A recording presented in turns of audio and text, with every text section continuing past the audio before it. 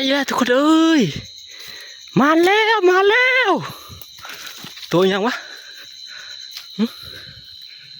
อู้ยเมยนำละท่านจนได้ทุกคนเลยเปิ่งตีนมันก็พอนะมานี่จัดเลยทุกคนเลยหมูโตไปเลยนะเห็นแต่เชียงตาเห็นอยู่ไก่นะฟอดน้ำไปเลยน่าจะอยู่นะเดี๋ยวเข้าไปเบิ่งก่อนอยู่นึกว่า เห็นแลนเห็นเบลเลยเชียงตามาบอยู่โอ้จริงว่ามันกุนชองเลยเดี๋ยวเด้โอ้ชุดยอดเอาก่อนอื่นการทักทายสวัสดีสิสบายดีตอนเช้านะตอนนี้เป็นเวลาอยู่7 โมงกว่าคือจังหวัด8 โมงทุกคนเลยพอดีเมื่อคืนนี้ตอนเที่ยงคืนนะพันเกตโทรมา7 สายยังหูเมืองเพิ่นจัดหมูนะทุกคนเลยจัดหมูก็บ่ได้ลงนะมีแต่บาดเจ็บเป็นว่าโทรมาบอกว่าโทรเอามาพันกองไปไล่เด้อว่ะเพิ่นยิงก็อยู่บริเวณใกล้ๆอยู่แถวแคมบอดนั่นแหละหมูมีน้อยใหญ่เพิ่นว่าประมาณอยู่ใช้ประมาณ60-70 กิโลนี่แหละ2 ชั่วกว่าเฮาขึ้นมื้อนี้นี่มีพันกองแล้วก็บ่ท้องแล้วก็จานค้อนแต่ค่อยเฮือบ่ท้องกับพันกองออกก่อนค่อยออกกลางพันค้อนมาตำหลังนะมื้อนี้คือเก่าทุกคนเลยบรรยากาศยังคือเก่านะกับบรรยากาศหนาวลมพัดเย็นโว้ยอยู่ไปนี่ก็โอ้ยจิพอหรือบ่มากันเลยมันล่มเลยอ่ะจังใดมานี่มากันลุ้นติดตาน้ำเดียวทุกคนเลยเขาไปพม่าไปกลับมื้อนี้นะมื้อแรงตอนแรกน่าจะกลับเพราะว่าเครื่องของก็มีแต่ช่วงเชื้อคาขี้ค่อยไปนะกับข้าวนี่ข้าวเหนียวห่อนึงไปนะเขาโคบมันนึงนี่ห่อข้าวกันพอดีเอาอันนี้ไปเถอะขอเจ้านี่นะก้อนไฟทุกคนเลยก้อนไฟรถจักรพอดีก้อนไฟรถจักรว่าเพิ่นตายเพิ่นนอกเพิ่นโทรมานำบันเกตอะไรเพิ่นเว้าข้าวนอนน้ำเดียวฮั่นบอกชื่อก้อนไฟมาในเด้อว่ะนี่แหละพอเดียวชนเดียวไปแล้วไม่ลมนะอุกกับเป็นตะย่านนะเข้าดงก็ได้ย่านนี่ไม่ใช่ย่านนี่อื่นดอกย่านงาไหมนี่มันโยนเชื่อหูพระเจ้านอกกระป่าเลยไปห่ออยู่ค่อยดาวนี่ไปนี่ประมาณ2 ชั่วโมงนะน่าจะฮอดที่พักบางที่ก็2 ชั่วโมงครึ่งประมาณนี้แหละเส้นทางมันแห้งไงแล้วน้ำแห้งมาแล้วคนก็ฟอยได้ทุกคนเลยเว้นทนลมหนาวเชื่อได้คนฟอยว่าจะเกี่ยวข้าวก็ไม่ได้เกี่ยวคนตกฮะขึ้นไปไล่หมูน้ำเขาเจ้าก่อนบางที่มันหมานโอ้ยจังโมงกันนี่พ่อเราไป10 โมงนี่เป็นเหาะเอ้ยขอท่านมาใช่ป่ะบ่ยังใช้อ้อมไปนำก้อนแล้วเนาะผ่านกองทะเลเข้ามาทุกคนเลยเพื่อนว่าอ้อมมาก้อนแต่คอยอ้อมมาตำลังฮอดก้อนละเขาได้เพื่อนละสบายดีมาเอาหมูว่าหรือมาเอาเห็ดหรือมาเอาเห็บมาจักโอ้ยชนเนาะหากระลุยบ้านนู่นนี่สบายดีลงทางเขาดงป้าเริ่มปักเตอเริ่มนี้เด้อเพราะว่าน้องไม่ฮัดเข้าป้ามาหาอายคนผู้เชี่ยวชาญเรื่องลงเรื่องป่ายแล้วพูดแล้วพระเอกพูดแล้วพันทองพูดแล้วพันทองเรื่องข้าวน้ำเกี่ยวแล้วล่ะโอ้ยบุกเข้าบุกน้ำช่วงนี้นั่นแต่ฮัดช่วงนี้ปู้ดึกเข้านะแต่ก็ไปเกี่ยวเขาหายแล้วเนี่ยมอนโทรมาที่2 โมงมู5-6 ชายได้ครับอยู่คนเข้าวันนี้เกี่ยวเข้าได้72 ซอบนะอันนั้นปัดแล้วล่ะปัดทงหนึ่งยังทงหนึ่งทงนี่พอก็ป้าแล้วหายดิเกี่ยวขึ้นอยู่บ่ขึ้นไปเกี่ยวข้าวช่วยน้องเขาจะทันเกี่ยวอยู่เขาหายกันได้ประมาณ5 ช่องเนาะเรื่องอยู่แล้วจังบ่ได้ไม่ได้ไปเกี่ยวมันเกี่ยวมื้อนี้ว่าจะไปเกี่ยวอีกหมอเกณฑ์โทรมาโซนพันกองกับมาไล่หมูยิงหมูแล้วว่ะโดดชะใบลงทางคอยโดนพุ่นแล้วเถอะกินเถอะนี่มาจะเฮ็ดบดจักเหาะของเพื่อวัวจักเยอะแห้งเลยข้าวปั้นข้าวเช้าก่อนเอ้ากินตัวบุฟเฟ่ต์กับเฮากินอิ่มเลยเชื่อจักวันนะอันปอมบ่มันมาห่อแล้วแล้วรถใบแล้วเคยได้ทางมันดินแห้งแล้วเนาะมานี่เขาอยู่กลางหน้าแห้งอยู่นี่มาอะไรทุกคนเลยเขาจันคอนมาแล้วจัดกองเนี่ยเลยจานมาก้อนเพิ่มมาตำหลังมูหามาครบประมาณนะไม่ดำไม่เชื่อพุ่นนะนั่นจักตัวพี่ครบนะ ไปดำโยนไม่นอนผู้ใดมีมาไม่นอนนะ ตอนนี้มาเห็นน้ำมานะไอ้หมูนะน่ะแกมยังเคยอยู่เป็นเมื่อแกมนะ หมูครบ หมูครบโอ้แต่ว่าตัวนี้น่าเก่งกว่าหมูเนาะ นี่น่าจะย่อยดูไปชูหมูใหญ่เนาะใช่เจ้าไปช้อยได้เช็ดแล้วกูบ่ต้องก็เช็ด 2 4 6 7คัน ข้างวะ 500,000 กว่าบาทละ ชำอยู่หันขายละ 500,000 กว่าบาทมุ่นขานมา อันเฮานอนนี่ก็7อันหลายนี่ ไปส่วนคนแนวเลย ผู้อีกว่าอีก นั่นลูก เมื่ออย่างนี้เลยนี่เมื่อจะไม่ได้แต่นี่อย่านอน ยังแต่พันเกตนะ นี่แล้วนะครับ ว่าเพชรเป็นธนาคารทีมงานมาครบทุกคนเลยพันเกตเพิ่นก็เข้ามาละนั่นเลย ขึ้นมีเซิงลงผ่านผมมากระบอกอยู่ ฮะ เห็นละ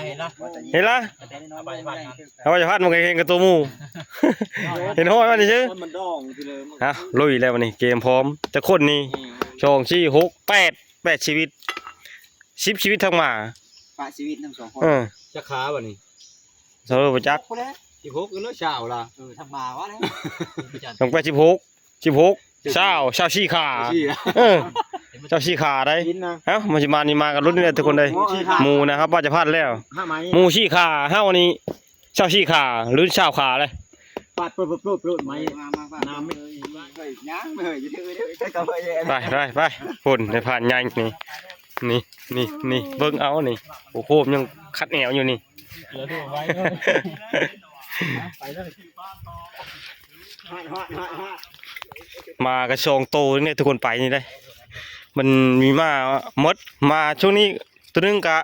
มาไม่ดำมันได้ลูกอาจารย์ได้ลูกอยู่ตะบานผู้มาทึกตัวนึงกะถือเชิงทุกคนเลยติดคือผู้ชายแหละผู้ชายคือเดียวแล้วไปรุ่นกะติดเชิงคือเดียวมากับฮอดย่ามันละคือกันนี่แหละนี่ย่างแต่ชองโตนี่ชองโตก็มีตัวเด็ดๆถึงวันนี้นะตัวพลาดถึงวันนี้ไปบุกเอาตอนนี้ฮอดแล้วทุกคนเลยพันเกศพุ่นเว้าห้าปัจจพันนี่แหละ เห็นเดี๋ยว เอาตู้ขโมยนะไม่นำมือที่ไหน แม่นว่าจาน นี่บอกมัน เนี่ยอ้อยหมูใหญ่เติบได้ชามโชว์บ่ได้ยังไงนี่ 3ช้อเฮ้ย แม่นมันความแต่คืนนี่เลย ป้าอยู่นี่วามนะ แม่เจอมาตัวจะยิงกันนะ แม่น แม่มั่นใจอยู่ว่าเฉย ก็วันนี้นะขี้ตมตัวนี้นะมีตะปนเลย จะเลือกอันนั้นชาเพราะว่าสองตัวมันเดียวจ้ะ อันนี้ล่ะ มันมีแม่นใช่เย็บเลย เออ ตัวมีแม่นเย็บเลย แต่ก็อีเม เย็ ล บมือผ่านนะ เออ นั่นจะดินนะดินน้ำห้อยเลิศนั่นจะดินนะ มาใส่น้ำดูเลิกจาน เดียวหน้าหมู เอามาเฮาดูจานน้ำหมดห้าประลัดบ่จาน มาห้อยตัวมันเลย ฮะ เขาน้ำเดียวโจมคนเล่นน้ำหวยมันยัก เป็นนำมาความหมดนี้วะ มาเสียน้ำเนาะ เป็นนำมานะจะเลิกห้อยมันนะนี่บ่นี่นะ หักน้ำไก่เสมอละ เอาออกนี่คือ เออประเดี๋ยวนั่งท่าทุกคนเลย มาห่อดแล้วมันมาเล่นกายลงปุ๊บทางบอลกุมหุ่งปุ๊บมีมาเลยแล้วจานคนมันก็ไปรัดแล้วเอามีนั่งกดลูกเข้าโดยชอน ก็ต้องเอาละ มานั่งพาบนหมูเข้านี่แต่กันเลยเนาะข้าวน้ำนั่นทุกคนเลยข้าวน้ำ3 คนมีพันกองแล้วก็ปลาคำซอนแล้วก็ค่อยกายนะทีมงานพากันรัดนะเพราะว่าถ้ามา3-4 คนนี่ก็ยามมันหาห้อยวิเห็นปากันหาหลายคนแล้วไม่เห็นไหวพวกข้าวน้ำเข้าไปก่อนเลย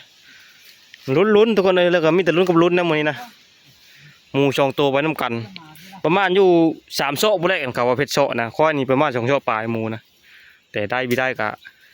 คือว่าและอยู่น้ำหมาน้ำพานกองพุ่นเลยมาก็ฮับไปไหนพุ่นแหละเอา การเย็บเลย นำมาฮอดบ่อนนี้ทุกคนเลยพอดีผู้ในผ่านแก้ลอยมานำผู้เพิ่นผู้ยีแจงเกิดกับจักเพิ่นเลยเนาะ ยังไม่ทันแจ้งบ่ โยปีนี้ทนายแจ้งน้ำมือคือได้มานี่เป็นห้อยเฮความห้อยคนเจ็บมันนี่หมูนั้นไปมันกลับมาทางห้อยเก้ามันหมู2 ตัวไว้นำกันนะตัวนี้ห้อยกลับตัวนี้นะ ครับพื้น มาคืนนะพี่คืนพันกองมันจุ๊บพวกในป่าจะพันพวกได้พามาเฮาโอ้วันเกย์ทุกคนไม่หมดดวงหมดเล่าอะไรเห็นย่องแค่นเอ้านี่ยอดนี่ก็ยำดอกกินดอกมันโนมีดอกกินยอดมัน หะมันก็ต้มกินเป็นหะไม้ได้นี่ได้มะมันก็แกงกินก็ได้ ห้าไม้ดีเด้อ ดีจะไปจักเลยก็ต้มเยอะน้ำเลยเราจะมากินหอมโอ้ยจะอ่อนฮอดมือแกงจะเฮ็ดบดบ่ อะไรแกจะเฮ็ดอะไรแบบนี้ได้ ผ่านกองอยู่แต่ไหนพวกเสียงเป้าไม่อยู่กับมานะแต่เฮานี้สงสัยขึ้นไปซะนะรอไปเด้อนะไปบ่ได้ทุกคนได้ท่านี่มึงดู ป้าจะพันคักแน่เลยนี่เชอะหมูเหี่ยวกันว่าแม่มนอนแถวนี้เบิ่งมันเฮานี่หมูนะแต่มาพัดส่งโตนึงเนาะ มาหน่อย นะพวกอะเนาะนางงามมาดิหาไปหามาห้อยเฮ้ยละโอ้หาเนี่ยชาดิเนาะให้เนาะกันมียิงล้มตูประเดี๋ยวเนี่ยหยาบนี่ละเลิกพันเกต นั่นแหละว่าแจ้งเกิดว่าหามุมมานำมุมมาซอยแกงไม่ได้อยู่นี่ หมูนี่ห้อยความนี่เบิ่งห้อยเช่าละคือนี่ก็เพิ่นว่าเลิศมันทุกคนได้นี่เอามาเบิ่งนี่น่าจะโมเมนต์เลยมันจะไม่เลิศคือ อันนี้แม่งคือนี่คือ นี่ ถึงดีกว่านี่ คือเลิศเนาะ นั่นล่ะ มาที่จ้า ไปคือบ่ หน่อยมาที่ ห้อยเช่าหรือห้อยเก้าบ่เลยจานโหยนะนั่นล่ะว่าจะห้อยเก้าบ่โอ้ยทุกคนได้มวยเลาะมวยบนทางว่าจะคัดแขนดงก็จะแม่นหกมาห้อยบอลพังเกตไว้เนาะห้อยเฮเก้าโหยตาเบิ่งพันกองคนมาชื่อมึงค่อยชื่อเรื่องหมูเจ็บนี้โอ้แต่ว่าห้อยอาเนี่ยมันไปแล้วนี่ก็ห้อยเห็นแน่มีเห็นแน่นี่แล้ว พุ่งโผล่ได้บ่ อารมณ์ก็มองน่ะคักไว้นั่นน่ะเดี๋ยวเหี่ยวโคมละ อันนี้นะ เฮ้ยล่ะ มืด เพราะมาบอลจุดที่อันเพิ่นปะเมื่อคืนนี่ทุกคนเลยเพราะว่าปัจจุบันนะเฮาลงชุดโหยแล้วมันก็นี่นะบ่เห็นมานี่ห้อยเฮอยู่นี่อีใต้โอโคมละมืดแล้วตอนนี้นะ มืดละ หาท่าละคำ14 โมงอยู่แต่มืดละมืดผลอากาศหนาวนี่ เห็นอยู่เลย เย็นบ่ อันนี้ได้ใจมีเมนบ่ อันนี้บ่เอาเมนหัดเอ็นเดียวนึง เลยหอยปลาด้วยเห็นเลยอยู่ในเยอะเลย นะหิวข้าวละ เอ้ยล่ะหาน้ำห้อยเบียนหุงละมือละ เอายกเลิกทุกคนเลยอันนั่นคือเก่า ด้านวู้ไปอันเข้า ฮะผู้อันจัดกะช่องยกเลิกเลยทุกคนเลยนี่เขามาบ่อนไหมถึงวันธรรมะจะคนบ่ บ่เห็นบ่แห้งก็แห้งก้อนหมูโรย ยังเห็นว่าหลังโลดโดไว้แท้บับมาโลดกินข้าวกับเพื่อนนี่ จำเจ้า เจอกับเฮ็ด เจ้าเห็ดมาไหม กันให้อยู่จริงเขาทุกคนเลยแกงเฮ็ดบดมากอะเจอทางเฮ็ดบดประเภทจังหวะปัญหาเยอะไปยัก แต่บุดมหาไม่ได้หาเลย น้ำมูกับบุเป็นตาโยนพอดกลับไปกลับมาโยผ่านเกะกีโตมาบดก็โฮกอันนี้ ได้มาปลาแล้วนั่น หายมือฟ้าบ่เที่ยงคืนโทรมาโยเจ้าพันเชยอยู่ตูดปิดเสียงเลย ไอ้ถึงทำ มีมีปุ๊บโทรมาน้ำมูได้อื่นมาจะปุ้ยดอกใหญ่เก๋อะไรกัน มันดำยี่ไหล พอดีกินเว้ยกึดก่อน มันเป็นน้ำกุดก็ว่าไม่เดียนเนาะมันตึงเลยมันหายบ่โอ้ยแล้วเต็มม้อยแล้ว ของฟรีป่ะ มันบ้าหรือว่าของฟรีไหมของเขาหามาเลยพี่น้องเอ้ย จะหามาแทนทิดบดเนี้ยเนาะกันหามูเฉยโยมเลย หนึ่งว่าย้อมเลยเขาเห็นแบะมือหลายถือละ โย่ช่วงมันมาน อันเดียวมาเป็นน้ำพอยนี้ใช่ไหมสมบัติคนวันเว้าเลยคอยมานำเราบ่ได้แต่เว้า เม้นเลย อย่า มา มา คือลื่น นี่แหละสาเหตุที่ค่อยไปขึ้นมาดำน้อยเขาเบิ่งเขาเบะลงค่อยบ่ขึ้นมันก็ขึ้นมาแล้วมีจ้อยนำบุดงไม่ไง โอ้ยลงคือดี ต้นกะ ปันเกกิโตเจ้ามาละนั่นน่ะมีมาในมือเธอโนมาเกิดเฮ็ดมันเดียวเออน้อยโหลมอะไรเฮ็ดหลาย มีแต่เฮ็บไปแล้วตามเบิ่งนี่ บางไปสอนมามาก็มานาลีเลยเฮ็ดเสือไปตามทางกับมาน มาฮอดกับบ้านด้วยมาวาดดีนะนี่บ่นี่ก็ใต้เงียบแบบว่าเด้อว่า ลมเป่าโพด ช่วงเฮ็ดบดไปกินแต่เฮ็ดบดทุกคนเลยช่วงหมูกินแต่หมูช่วงไก่กินแต่ไก่ได้อยู่งานนี้เลยยามเลยกินยามนั้นได้ยามปลากินแต่ปลามันเป็นฤดูกาลนี่เนาะมาปลานี่นะ เด็ดมา แน่ต้องจะเป็นดินล่ะเอามาทุกคนเลยมานี่กินข้าวมีแห้งลุยโตคนกระยาดนี่เกี่ยวข้าวกับย่าเนาะ คนอยู่แล้ว คนมีได้จะมีเนาะมันซุ้ม วันคนนี้เดียวชุมยา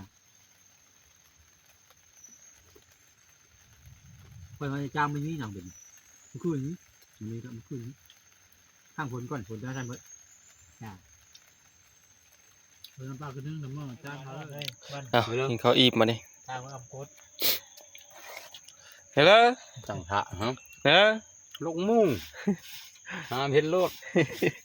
เฮ้ยเขาทีมงานเนี่ย ประเภทกับทอง มาท่องความแกล้งแรง เจ้าหมูล่ะ ก็หมูก็หมูบกล่ะ ไม่อยากเฮียพูดแน่นอนอย่าว่าจะดีกับแม่ดีพูดแน่นอน เห็นเลยเห็นเดียวเลย ประวัติมือแล้ว ตรงท้ายเดี๋ยววาดนี่ โตนเลย ไปต้นไป ไปเชื่อนะ หาเฮ็ดก่อน จะเฮ็ด หาเฮ็ด เอารถนึกว่าหานะ ไปถึงเลยขอเวลาจอดจึ๊กเฮาได้ สบายเนาะทางมันแห้งนะเฮาก็จะได้มาลัดแรงนี่ทุกคนเลยมายามแมวก่อน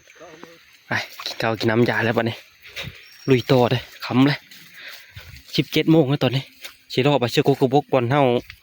เชื่อกับดักพุ่นแหละเลาะเฮาไปปูดโอ้เชื่อปลามันกระชะพุ่นแหละหาหมอยมุงเดี๋ยวนะโกโกบกหลายเท่านั้นนะอากาศก็เย็นนี่ทุกคนเลยหนาวถ้าละคำก่อนกูชื่อคนหนาวเลยมันแรงแต่ได้เย็นคักบ่ได้พลก็ยังฟอยอยู่ได้ผลได้ปกแป๊กเดียวมืดเลยแท้จริงนี่มืดคักเลยนะแต่เอาโทรศัพท์ถ่ายมันแจ้งเลยทุกคนเลยเดี๋ยวชิ้นย่างไปเชื่อกูกระบอกนะกูพวกนี้ในปัจจุบันยังไก่เติบพาไปยังมันมืดก่อนก็มันเข้ากินดีการลบมาเลยโค้งเข้าไปน้ำรอบนี้นะ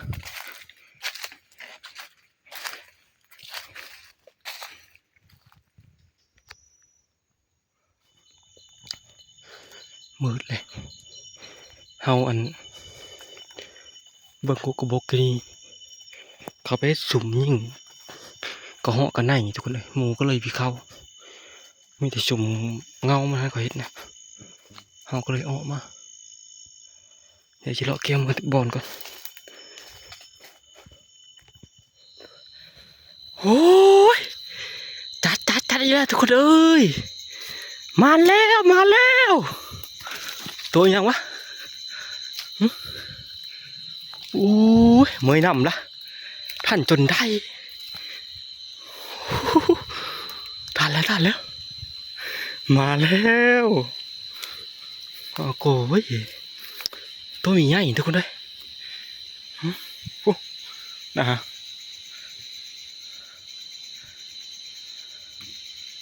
มาแล้ว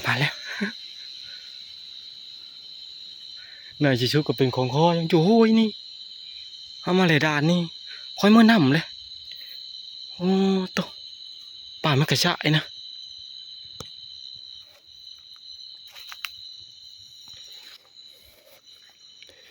ทางห้อยหมูทางห้อยฟ้านทุกคนไอ้เท่านี้นะ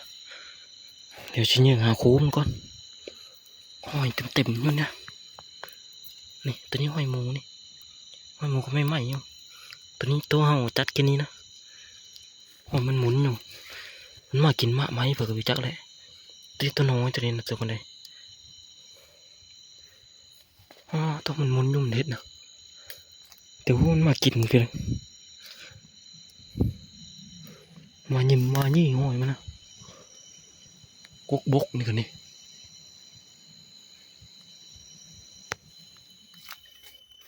มาแถวนี้ป้าต้องเอามาชุดก่อนนี่มีดุดตัวคนเลยมามันดุดเต็มมัดหมูนะแต่ว่ามันดุดเต็มหมดเลยนี่เต็มมัดเอาจะได้เอาเนื้อมือที่พักแล้วได้อาหารแล้วมือหากินข้าวกินน้ำโอ้สุดยอดแล้วแต่คนอาหารดีแล้วมันนี่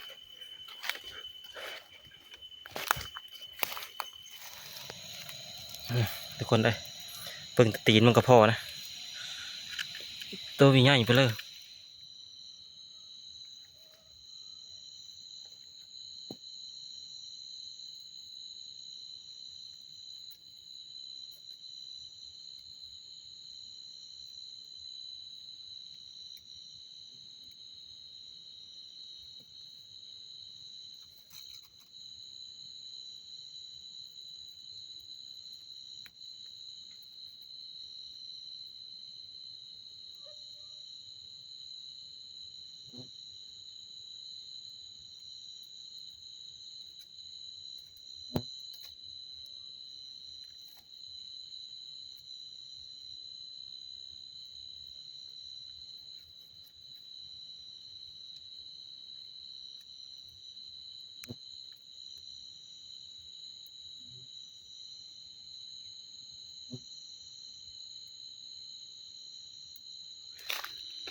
ไปเดินทางกลับบัดนี่มือมาเว้นหาแล้วอันนี้นะแต่อันนี้นุ่มทุกคนเลยหัวใหญ่ปานใดประมาณอยู่20 กิโลนี่แหละใช้ละทางออกอะลมจะได้วูดด้วยเสียงลมนะลมเรือโลนะเอามานี่จัดเลยทุกคนเลยหมูโตไปเลยนะเห็นแต่แสงตาเห็นอยู่ไกลนะฟอดน้ำไปเลยน่าจะอยู่นะเดี๋ยวเข้าไปเบิ่งก่อนอยู่นะกว่า เห็นแลนเห็นไปเลยแสงตามาบอยู่โอ้จริงว่ามันคุณชองได้เดี๋ยวเด้โอ้ชุดยอดตัวน้อยตัวนี้ทุกคนเลยนี่ นี่โอ้หมานขุดชองเลยทุกคนเลยแคมทากนะนี่ก็ได้ประมาณอยู่4 เมตร 5 เมตรจากอันนั้นนะจากทากนะได้อันแบบเดียวทุกคนเลยแต่ตัวนี้เป็นตัวน้อย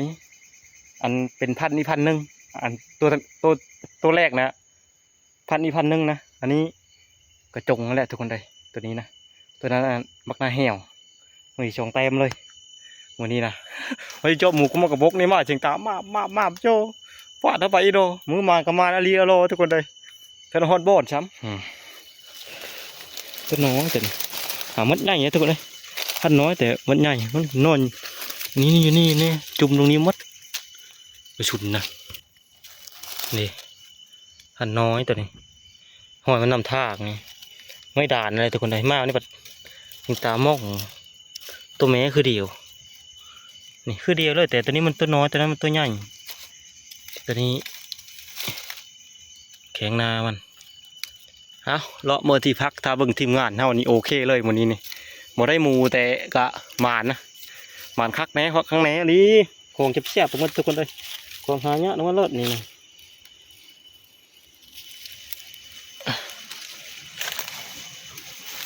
ล่มก็ล่มย่านงามไม้กับย่านบางที่พบเสียกระสอบนี่นะกระสอบก็เก็บเอาทุกคนเลยยอดจะมีขึ้นได้ยืดระดับ30 โลนี่นะ30 ปลายไปแล้วรวมนัก2 ตัวนี่มาเขาฮอตบอลมาในคำทีมงานน่าจะมาครบแล้วเลยจานมูนะพอบ่พอเยอะเลยเลาะไปเชื่อเอิญมึงเข้าไปมิจิรี พูดแล้วดอกขึ้นมาเชื่อโดนความโดน มีเห็นมาหอยนะชอบมันเก็บเอาก็ชอบนะเก็บอยู่บนเขาลูกเขาฆ่าห้าไปหันน่ะเขาฆ่ากับที่กูชอบย้อนนึงเฮ้ยเพชรอาจารย์เฮาสมอยมือนี่นะเนี่ยมันยืนฉลาบเสียงตายมูมีมีเขาแก้มือจังวิทย์มูยืนเพียงเดียวอยู่บ่ว่าเสียงตายมูโลดแมนเลยบอกเห็ดตัวนึงว่าจะขายมู เชิดเอาเล่นมือละมีไฟละไปซะเลย จ้าเด้ชานี่ มันคอยนั่นมันเจ้าบ้านอยู่เลย มันเฮ็ด มันตีนเดียวนั่น ตีนเดี เดี๋ยวมันชี้ตีนเครื่องคอย มี4ตีน นี่มันคอยนี่ตัวน้อยอันนี้นะ อันนี้ หมามันเมย์ไหนน้อยกับมันเมย์ น้อยมันแม่ อันนั้นน่ะนุ่มอยู่อันนั่นน่ะ นี่น่ะใหญ่น้อยนี่ ใหญ่น้อย ตัวใหญ่นี่มีเฮ็ดอันนั้นน้องมีเฮ็ดนะ มีแม่เฮ็ดบดพี่น้องเอ้ย โอ้ทีมงานนี่เนาะมาแต่เฮ็ดของเพิ่นนะ ของพัดทองละนั่นน่ะ มาท่องบ่ คือของก้อยกีตาร์พุ่นน่ะ อันเพิ่นก็ชอบไม่ใช่ ก็ได้ ของคนวัดเบะมาตอนนั้นดิ เออ เมนะโยมมื้อนี้นะ น่าโกเท่าแล้วจ้ะนี่เถอะ ของอาจารย์แล้วนั่นน่ะเห็นบ่ เท่าล่ะ ก้อยนัก นี่แต่เฮ็ดบดช่วงนี้ทุกคนเลยนี่เฮ็ดบดอันเพิ่นอยู่กับตานะเฮ็ดน้อยเรื่องคำสอน นั่นก็เฮ็ดบดตำลาไป เฮ็ดบดนะกะ ยังให้บานตัวหน่อยน่าจะว่าปองหัวตอนนั้น เห็นเนาะมวยคักขนาด ไปครับกันแล้ว มาแล้วได้ ฮะ มาคุณชองแล้ว เจ้อ ลงไปจี้ดู ดีมื้อแล้วนั่นเจ้อ ของแซ่บๆทั้งหมดของหายากทั้งหมด นั่นบ่ลมมาสาวชิโล เข้าทะเลชุกอยู่ ต้นได้2ตัวทุกคนผ่านชัดแน่ ทะเลชุกอยู่เข้าถ้าเข้าชุกยังให้อยู่ให้กินนะมากัน ได้อันนี้ นอนนั่นนะอันนี้มึงแน่หมูครบมันทุกคนเลยนะแดงๆนะ คนดีนะ หมูครบตัวใหญ่ตัวน้อยเอ้ย จะน้อยนะ พอกินบ่ กินเด้อ ฮะ กิน กินไม่ชองว่าจาน ตัวใหญ่เขายังโค้กันนะ โก้มันประเดี๋ยวนี่แหละ ตัวใหญ่รับเลิศตัวใหญ่ มื้อเช้ามาชิวเฮ้ย เจ้าก็ยังมือเนาะ มื้อเช้าเบิ่มบ่แรกไปเอาหมูนี่ก็บ่ได้มื้อเลย ขโมยเด้อ อ้าวมันคมมันกระบกจานคอดเพิ่นน้อยยิงไปยิงเอาหั่นมันกินมันกระบกอยู่ทางอ้อหั่น เห็นแต่ไม่โดนน่ะลงมานะ ยานถ้าไปมันโพดก็ฟาดรถน่ะโพดน้ำหมูจานคอดได้ เท่าไรเหี่ยวตัน ญาติเห็นกับตัวหมูแล้วก็ แล้ กงไม้ก็หมู ห่างไปไว้ซ่า ยิงแล้วกงไม้ผู้หมูนั่นอยู่ด้วยยามแต่ดูก็คือว่าเฮ็ดตันเช ของมึงแรกไปเอาหมูบ่แรกนะตะแครงบ่ มาแล้วมื้อนี้นะ มีเฮา เห็นห้อยมูพอจะดีเห็น เออ เจ็ดหน่อยนึง เห็นห้อยหนึงเท่าไหร่ มันถ่ายผู้มามีเนาะ นี่ ไม่รอบ่แค่บ่โดนนะ บ่ ไม่ให้บดโนมงานตามบ่แค่บ่โดนนะฮอนมันเอ็นตรงนั้น มีนะเฮ้ยว่าสิมันหากบัก ตัวงามมะลิหนูวายตัวนี้ ดูวายดิดูวาย คือผู้เจ้ามันนะคือผู้เจ้าได้เลยดอกตัวอีขาแบบนี้นะ โอ้ยก็ไม่เนี่ยว่าราคาไว้เนาะอันนี้แหละมันไปถือถือเม็ด ว่า เนาะ ตามเรื่องยังมันว่า เอาข่าวนี่ไปถือ มาคืนมูนี่ก็อาบน้ำแล้วก็มาได้ ข่าวอยู่กับข่าวเว้ามันชุดนี่ข่าวปื้อๆเนาะไอ้แม่นข่าวมาข่าวปื้อๆนะ ไปกินของมัน โอ้เจ้าต่ำเละเนาะแต่อะไรมันค่อยเอาก้อนนี้ไปเละอันนี้เป็นข้าวหอมทุกคนเลยเรียกข้าวโคข้าวไหม้ก็ได้ละหลายแนวอื่นมันข้าวไหม้เนี่ยคือแล้วมันไหม้ดิแต่พี่จะเป็นข้าวโคมันเป็นข้าวไหม้ ชีวิตไม้ละหอมเหย นี่ข้าวหอมแล้วก็เชื่อหัวจะเคยนะเดี๋ยวหาทุกอย่าง มันมีไม้มี หาทุกอย่างมาเชื่ออันนี้เพลมันเน้นจานมีแต่ใช้เดินของเราจานคือไปเชื่อจะทำเย็นพวก ดึกคือ เมื่อนั้นยังไปรุ่นนี้ทันชุกนะทันชุกไว้นะ อันนี้ตัวหนึงทุกคนเลยผสมโคอยู่ มันก็ไรวะตัวนึงโดนแน่เชียว เอ้ของคนปิ้งของคนกีได้ปิ้งหนึ่ง เดี๋ยวปีคิดฉะนั้น อันนี้ต้นหอนทุกคนเลยโลอีตัวหนึงนะโอ้หมานคักกะลิรอบนี้ ย่างติดไม่ได้กิน เพราะวาดนี่มีบุญปะทุกคนเลยมีแต่บุญปะเฮ็ดบดนั่นแหละ นักโดนชักนี่นะ ข้างไงทุกคนเลยมีแต่ยักษ์ทั้งหมดเลยจานคอนเราดิบตัวก็ชุบบุญนะ ช่วยกันตัวนี้นั่นจะเยอะกินเลยช่วยไปเข้มขา กินยาอ้อยแฉงเลย ไอ้มาเพจเจอหน้าเฮ้ยช่วยมาเพจเจอ ช่วยไปเอาเพ มาเหี่ยวเลย เราคือเด็กนี่ใจยังเลยเลยทำคือเด็กเป็นไรเขายิ่งน้อยพวกนี้คือผีแล้วแม่ที่นี่ เย็นเลยเอสโซจุใช่บ่ แม่ในชีวิต ต้นนึงมันเป็นตัวได้ เฮ็ดแล้วก็มาสอนมาเมื่อแรกก็ได้กินอาหารเลย นี่ละเขาจะทำห้อยจนเลย เจ้าก็คอยมันเด้อก็รู้เด้อ อันนี้คือมันต้นเด้อนี่เด้อนี่ นี่ก็จะหาเฮ็ดบุตรมาแทนเนาะนั่งมันนะนั่งเฮ็ดบุตร ว่าตัวหนึงเลยเขาเฮ็ดทุกคนเลยยังตัวหนึง อย่างตัวนึง กินตะนั้น น่า เนาะ จะพลาดต้นกิน โคตรตัวน้อยก่อนมัดนี่ได้พอจังไข่ว่าเอาอย่าง กินจงคนอันนี้นะตัวใหญ่ เดี๋ยวกันว่าเขาเก็ตเนาะ นี่นะ พอจังไข่ก็ อันนี้เขากิน คนตัดคนหมู่ช่องโชค ไผ่มุครับมันติ่งดาวอย่างกันไผ่ อันนี้ ทุกตรงนี้เลย ต้มทุกคนเลยต้มกระดูกมันนั่นแหละเหลือทีมงานกิน ยักษ์เซลล์หมูนี่มา ต้มจุเพมัน โอ้ยมันไปแบะพืชมันตะเวนนี่ กินมากคนเดียวคนนี้ ไปการบ่แรงครับจอน ดังไผ่ เบิ่งนี่แหละเอาพาไปไป ไปการนัวายบ่นัวายอยู่พอได้กินอยี่แล้วไปการได้ นึกว่า เพื่อมีเอามันช่วงนี้นัวายนะ หายเอาเด้คอย จัก สิเอา เมาจักมีเมาใหญ่ไม่ได้กินนัวายปีนี้ไม่ได้กินนัวายเลย ขึ้นมาเก็บไปเบิดได้ เออ เฮ็ดบดเฮ็ดเบ็ดเก็บ เก็บ ไป เก็บมะนาวยังมีห้องอยู่ไปนะ เก็บมะนาวมีห้องเก็บมะนาวห้องก็ ประ เก็บ มาณเดือนหนึงว่ามันยังห้องเดือนหน้า เดือนหนึงเดือน12สิเบิดประมาณนี้เนาะ ถ้าอันนี้ต้มสุกน้ำโคอันนี้ทุกคนเลยคิดเข้ามานะบางทีเอาไปการเนี่ยนี่เลย อ๋อมันทึกมันละ ก็บ่คลิปอีแล้ว มาจากก่อนไอ้อิ่มแล้วบ่ อิ่มแล้วพักผ่อน ต้นนี่กินนางบ่ต้น ซีนมันกินมาละ นั่ง จม ไม่ ก ได้ ระดูกสะพานต้นไปจี้เสียตู่ตัวน่ะ แล้วเดี๋ยวนั้นน่ะมันม้วยตัวนี่เนาะเฮ็ดให้มากินเนาะ หมูไอ้ชุกก็ละไปเยอะบ่เลย มีชุกเลยนะเลยก็มี แดงก็หันนี่ หน้าตัวนั้นน่ะหน้ากินสะพานใหญ่ ต้นนี้คือญาติจ้ะ พักเลยทุกนี่เลย ฮักก็อยู่นี่อย่างนี้บ่ แล้วก็ชอน มีไหม ได้จะก็บ้างว้าน่ะ เดี๋ยวนี้เลย อันนี้เอาเลยหน้าเดี๋ยวแล้วละพูดแล้วล่ะ กกอันนั้นเตะเพิ่มไปจอบเธอกกอันน้องไปยิ่งดีนั่นน่ะ คงมาไกลๆน่ะ ตัวดีไผ่ตัวหมดก็ ไปกระจาย มันไกลมันครบนี่ยินโยแต่โดนเขานอนพี่ น้ำไปไหมเฮ้ยนี่คุยเพิ่มอ่ะก็ถือว่ากินข้าวกินน้ำอิ่มเลยทุกคนเลยกินกับต้มมันนั่นแหละกระจกนั่นแหละต้มสุดน้ำว่ะคักขนาดโลดนั่งตัวนึงมีแต่ผ่านก้อนบนโคอยู่ไปกินมื้อเช้าอันนั้นนะตัวนึงนะตัวใหญ่กินแต่ตัวน้อย มีได้บ่หนู ไปไหนไปการบ่ ไปเลย ไปการเฮ็ดโบส ว้าเฮ้ยไปเลยเฮ็ดบดก็ดอยน่าจะไปเฮ็ดไปดอกละ เนี่ยไปหาการเฮ็ดโบสดี บ่ไปเลย อ่ะพักผ่อนสักหน้อยก็ทุกคนเลยคอยกะเดี๋ยวลุยโตอีกประมาณเที่ยงคืนหมดละเอาไอพี่นี้เอาไว้ชิ้นไว้ก่อน พอดีดิ่งๆไม่หั่น